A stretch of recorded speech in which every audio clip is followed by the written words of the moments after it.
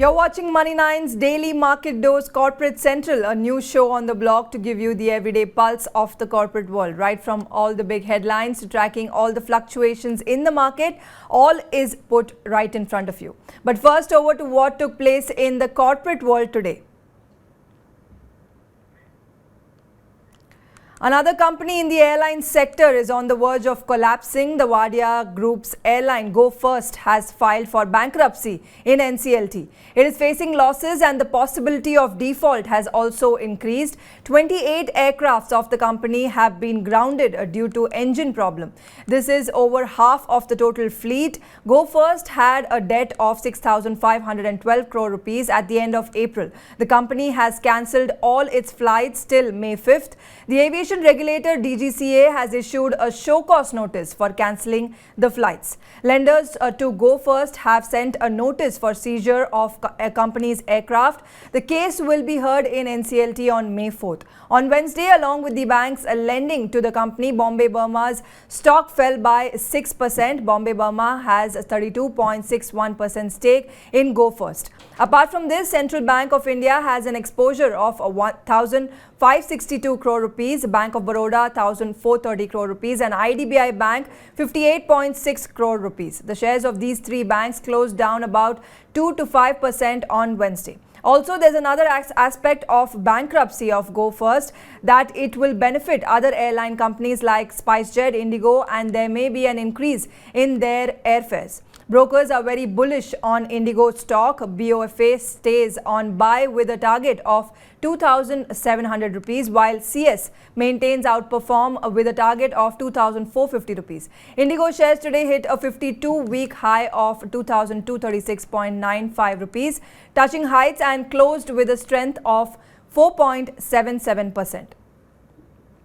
Reliance Industries, Adani Power, Torrent Power, Vedanta and Jindal Power are among 14 companies that have shown interest in acquiring Gujarat-based Bhadreshwar Vidyut, which is undergoing insolvency. This is the third bankrupt power producer for which two of the country's largest corporate houses, that is Reliance Industries and the Adani Group, have shown interest. They had earlier offered resolution plans for SKS Power and Lanco Amarkantak Power, but both conglomerates did not aggressively pursue the bids. Resolutions of both SKS Power and Lanco Amarkantak are yet to be concluded. Both Reliance and the Adani Group had also submitted expressions of interest for Future Retail, which was admitted for insolvency last year.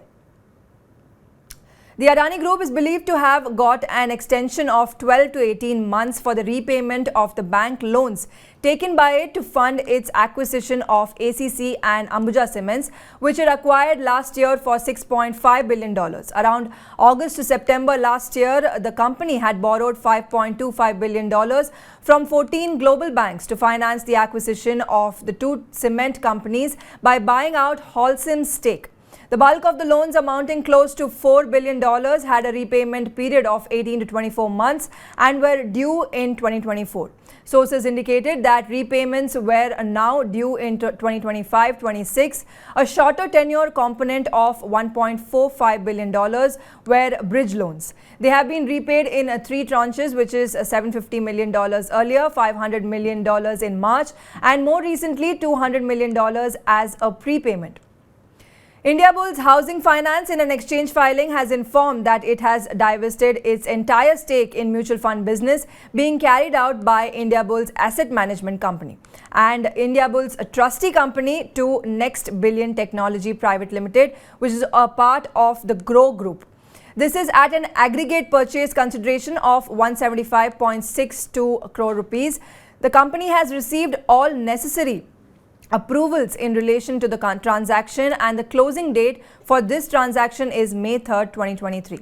As on December 31st, 2022, on a consolidated basis, the company had a balance sheet of 74,106 crore rupees and net worth of 17,269 crore rupees.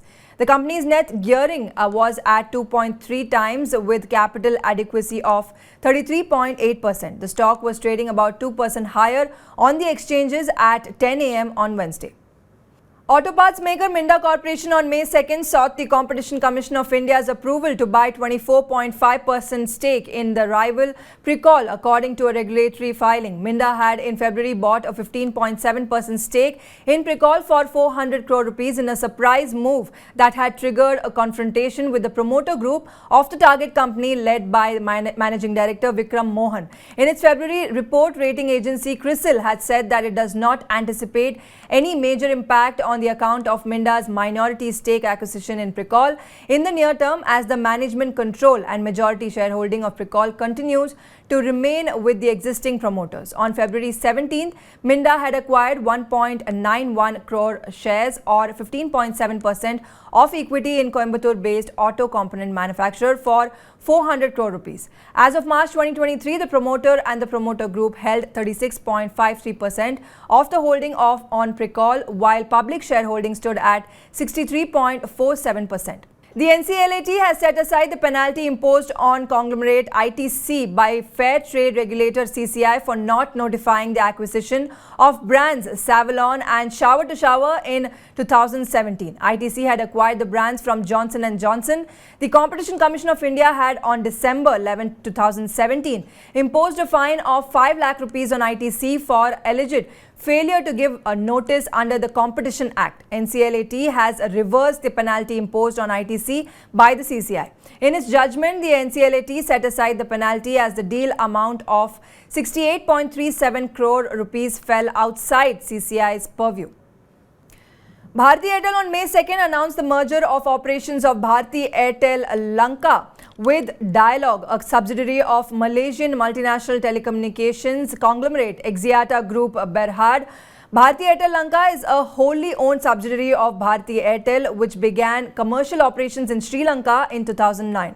The proposed transaction envisages Airtel being granted a stake in Dialog representing the fair value of Airtel Lanka. Bharti Airtel said in a statement, Airtel will accordingly be issued new shares in Dialog on completion of the transaction, and merging operations with Dialog is expected to give Airtel access to a larger user base in the island nation. Dialog is Sri Lanka's largest telecom provider, and the merger is expected to give Airtel access to a much larger user base. The new entity is set to become the largest telecom provider in the country.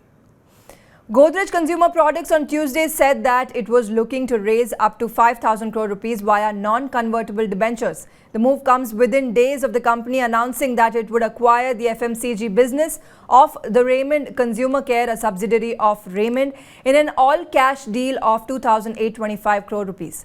GCPL said that approval for the fundraising plan would be sought on May 10th in the board meeting.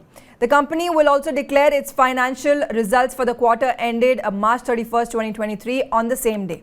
Analysts say that Raymond transaction is also expected to be closed on that day.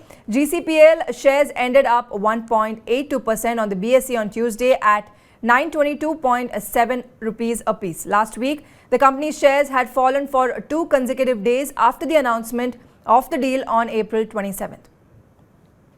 Well, that was all about corporates in today's show. Now let's take a look at those market stocks which were in action today and also understand the reason behind it. First up, shares of Bhansali Engineering Polymers saw a jump of up to 15.5% on Wednesday. The reason for this is the announcement of the board meeting to be held on May 14th by the company. But what is so special about this board meeting? The board will take a decision on the issue of bonus shares along with the results. From September 2007 to October 2022, the company has been paying dividend, but this company has never announced bonus shares till date in the 16 years of its listing history. So if the board decides to issue bonus shares, then it will be the first bonus issue from the company. Perhaps this is the reason why so much excitement has been seen on the stock. The results of Godrej Group company Aztec Life Sciences, a maker of agrochemicals and pharmaceutical intermediates, in the fourth quarter of FY23 have been very disappointing. Company's sales in quarter 4 have declined by 53.3% year-on-year to 127 crore rupees. During the quarter, there has been a huge reduction in the company's working margin from 24% to 4.3%. Actually, the company has suffered a double whammy in this quarter. On one hand, there has been a decrease in realizations. On the other hand, the input costs have been high, which has had a big impact on the margin. And the biggest disappointment is the profit figure as well. The company has turned from profit to loss in the fourth quarter. This time, the company has incurred a loss of 5 crore rupees as against a profit of 43 crore rupees in the fourth quarter last year. Along with a decrease in realization, the demand for some of the company's key enterprise products has also been sluggish. All in all, due to poor results, the stock saw a fall of more than 10% on Wednesday. Well, that was all the updates on Corporate Central today. But before we go, leaving you with some important corporate events and triggers which may impact the market and which you may want to take note of. On May 3rd, decision of the Fed meeting is awaited, which will come after the market closes. And also some major corporate results coming out on May 4th. Watch out for the results of HDFC, Adani Enterprises, Dabur, Adani Ports, Hero MotoCorp, TVS Motor and also Tata Power. Also on May 4th, BEML land assets will be transferred through T2T, and Astra Micro's board meeting to take place on May 4th, where issue price of QIP will be fixed. Also, Blue Star's board meeting will be taking place on the same day. Board will consider bonus issue along with results. And now switching focus to global triggers, on May 4th, European Central Bank's meeting decision will come, and also the US jobless claims statistics are also to arrive. And while China's markets will open after 3 days of holiday, Japan's markets will remain closed between May 3rd and May 5th. All right, hope you got your day's highlights from the corporate world. We'll be back with more new updates tomorrow. Until then, stay tuned and keep watching Money9.